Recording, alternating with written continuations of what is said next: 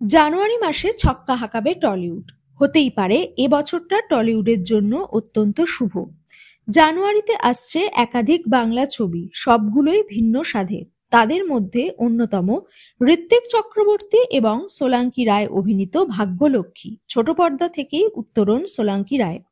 গাঁটছড়া serial শেষ হওয়ার বেশ কিছুদিন আগেই তিনি সিরিয়াল থেকে সরে দাঁড়ান, বলেছিলেন শরীর খারাপ, কিছুদিনের বিশ্রাম প্রয়োজন। তারপর তিনি মুম্বাইয়ে চলে যান, অভিনয় শেখেন এবং বেশ কয়েকটি অডিশনও দেন। মাঝে টলিউডে সিনেমা এবং ওয়েব সিরিজও করেছেন। মুম্বাইয়ে অভিনয়ের ক্ষেত্রে একটি চরিত্রে তিনি ফাইনাল হয়ে গেলেও পরে সেই চরিত্রটি থেকে বাদ পড়েন। তিনি বলেন, বলিউডে যাওয়ার পরই টলিউড থেকে আরও বেশি অফার আসা শুরু হয়। বাণিজ্য নগরীতে কাজ না পেয়ে ফিরে আসেন টলিউডে। জানুয়ারির 10 তারিখে মুক্তি পাচ্ছে ভাগ্যলক্ষ্মী। ছবি প্রসঙ্গে তিনি বলেন, মৈনাকদার সাথে কাজ করার অনেক দিনের ইচ্ছে ছিল। মৈনাকদা আমার কাছে যে চরিত্রের প্রস্তাব দিয়েছেন তা একেবারে অন্যরকম।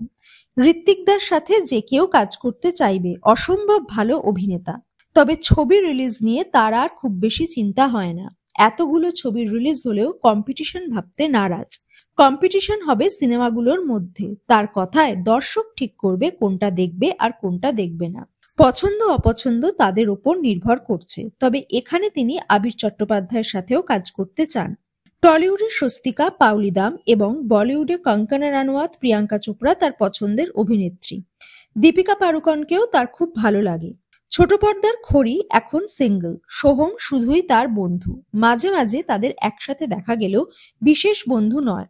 ছোটবেলায় খুব তাড়াতাড়ি প্রেমে পড়তেন, কিন্তু বয়স যত বাড়ছে তিনি বুঝছেন যার সঙ্গে মতের মিল হবে এবং জীবনাদর্শ মিলবে তার সঙ্গে ঠিকই প্রেমটা হয়ে যাবে। আপাতত নিজের কাজ নিয়েই ফোকাস। 10ই জানুয়ারির পর বোঝা যাবে ভাগ্যলক্ষ্মীর দ্বারা বাংলা ইন্ডাস্ট্রির লক্ষ্মী লাভ আদৌ হবে কিনা।